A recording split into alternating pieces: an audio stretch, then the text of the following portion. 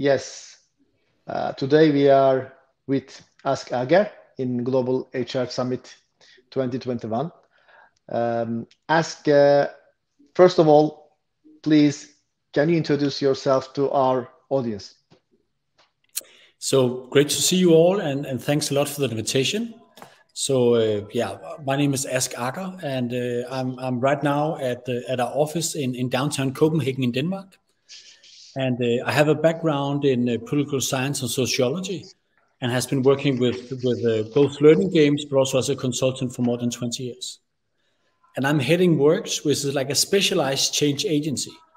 And what we focus on is very much about change processes, but also very much about different ways of involving people. So how to create a shared ownership, and also as a part of this, how to use game-based tools to involve people, but also to facilitate training and leadership development. Great. And we work mainly with big private companies, and we do it, of course, in Scandinavia, based out of Copenhagen. But also, we have the pleasure of having like a global network of approximately like 40 partners across the world that use some of our leadership simulations with their clients. Good, great. So games, gamifications, everybody's talking about these concepts for the last 5, 6 years, maybe 10 years. To me, they are not the same. I'm sure you agree with me because we already had the gamification concept throughout of all our lives, maybe. Anyway, so this is something different, a different discussion topic.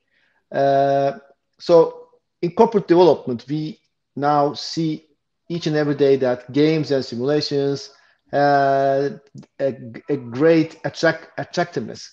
So people are more onto it these days. So what do you want to talk about the use of the serious games and simulations in corporate development? I think that our approach to game-based training is very inspired by like the old tradition of like the Kriegsspiel of the Prussian army and so forth. And in many ways, we see them as a way of taking like the high complexity of modern organizations, of leadership and so forth, and then really try to help people navigate the complexity, finding out where can you make a difference and so forth. And as you said before, there's a difference between game-based training and gamification. And I think for some, they're very much focused on the competitive part. It's always about winning and so forth. And of course, you can also win in many of our games. But I think for us, it's more about facing choices. So like a good game for me is really where you face tough choices, you make decisions, you face the consequences. And this will give you a great training room for really, having key reflections and key learnings. And in this, we see games as a way of like a social learning. So in our game approach is very much about designing meaningful conversations and making sure that different participants will learn something from the game, but mainly learning from each other. So in this, we might see games as like a talking piece. And what is so strong about games is that it really crosses culture. Everybody likes to be engaged and play and so forth. But especially organizations can create like a shared language. And in this specific game, the game is about how to lead a team through a change process. And in the game, your team is represented by a boss, and your colleagues are like the peasants of the boss. Yeah. And during the change process, some will fall off the boss, and then the game is about finding out how to lead people, how to overcome resistance, and get them back on the boss. And what we see in organizations that have used a game like this is that after a short while, suddenly when leaders start to talk about change, they use words, well, he fell off the bus and what to do to get him back and so forth. So having like a shared language. Okay. So also, I hear from you is that the games also have some big metaphors, right? So as we have some big metaphors which helps the participants to link the same behaviors or the similar decisions with their business life, this is more powerful. So we want to talk a little bit more about the metaphors in the games, because when we talk about the games, especially the directors, the boss, they think that people are going to play games. Are you sure about that? So you're gonna develop people with the games. So this is not the game, actually. This is the big metaphor in the game. Yeah, and I think it's a great point. But basically, by nature, we are designed to learn by playing. This is what kids are doing. This is what like small animals are doing, and so forth. So this is like the nature of learning, you might say, playing games and so forth. I think in a corporate kind of setup, what we really try to emphasize is also to provide like a safe training ground. Because one challenge is that in most cases, we are pretty good at what we do. We are comfortable within our jobs in most situations. And when you're good at what you do, you make snappy, good decisions and so forth, then suddenly trying to do something new where you, by definition, is not as good as you normally are, that can be a little bit terrifying. We don't want to lose face and make mistakes in front of colleagues and so forth. So what we try to do in the games is to create a setup where it's more like a safe training ground. We put away some of the pressure. It's only a game. And then people can start to take some perhaps small but very important steps in new directions. They can try out different kind of strategies. They can make learningful mistakes where it's only game pieces and monopoly money instead of real budgets and real clients and colleagues and so forth.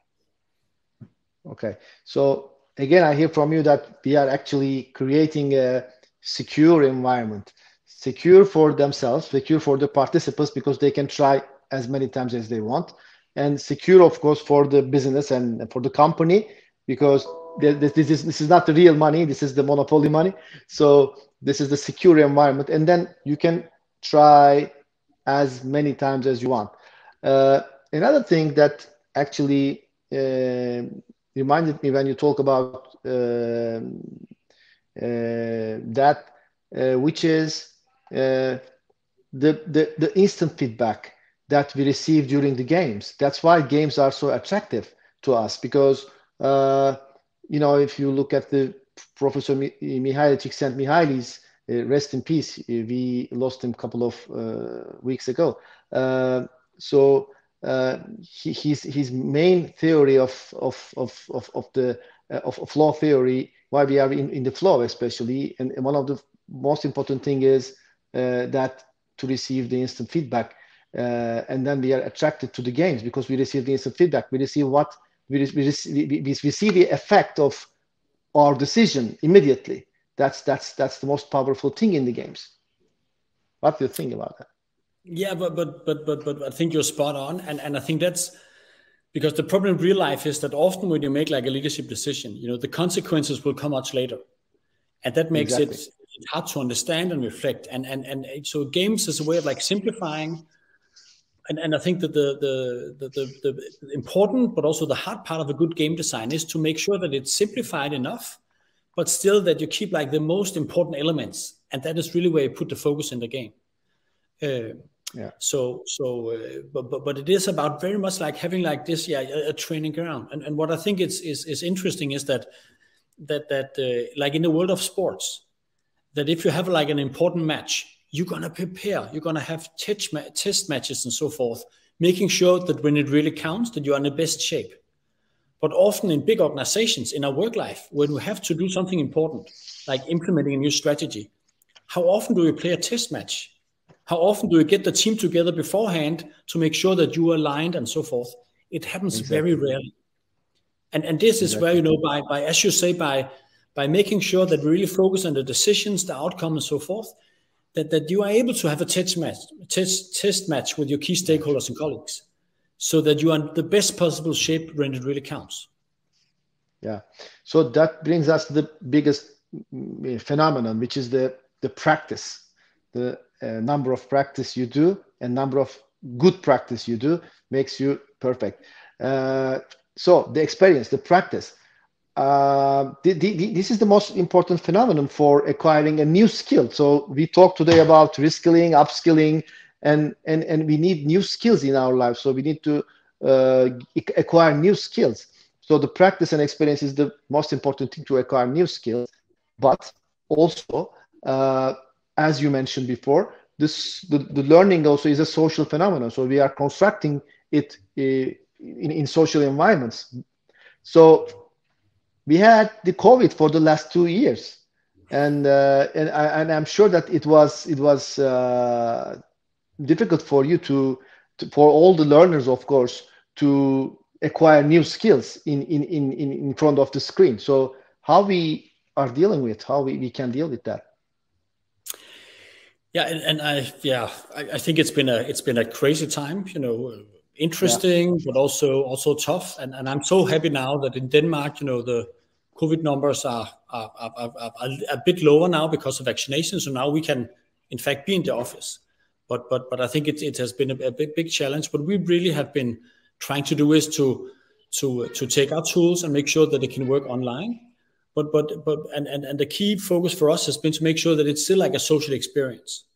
So it's not only going to be individual e-learning and personal experience, but still a way of like bringing colleagues together, so that you have the social interaction, you can learn from each other. It's about that, like guiding these meaningful conversations, and this is why we very much try to also make sure that when you play the game, it's going to be in small groups.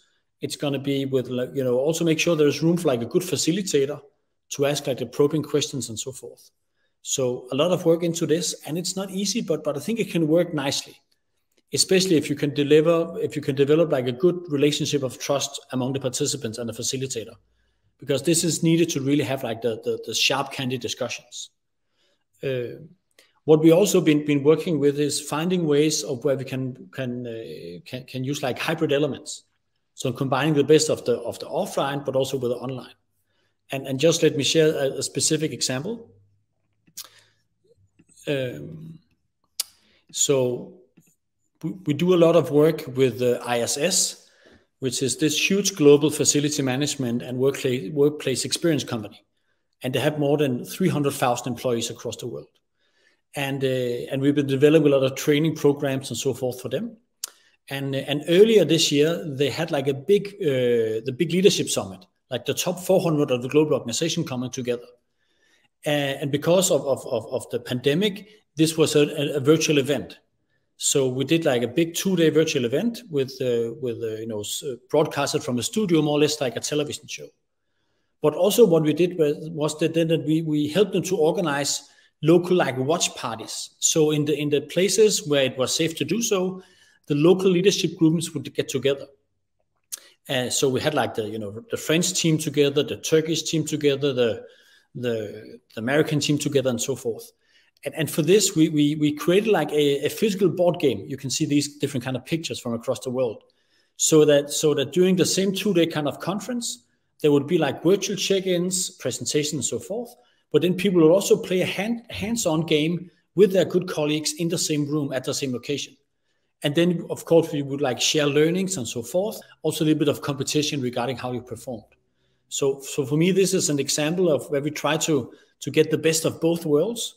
So we had to be virtual for some parts, but also still try to facilitate like the good interaction with the colleagues, sharing of learnings, reflections, and so on. And I think this is very much the approach that we're looking into, using all the benefits of working together digitally are here to stay. So when we design leadership programs now, it's very often a mix.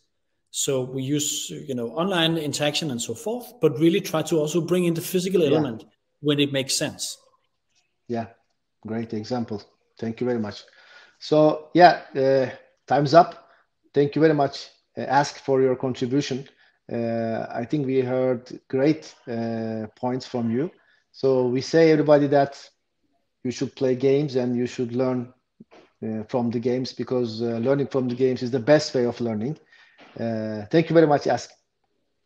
Thanks for the invitation, and have a great conference. Thank you.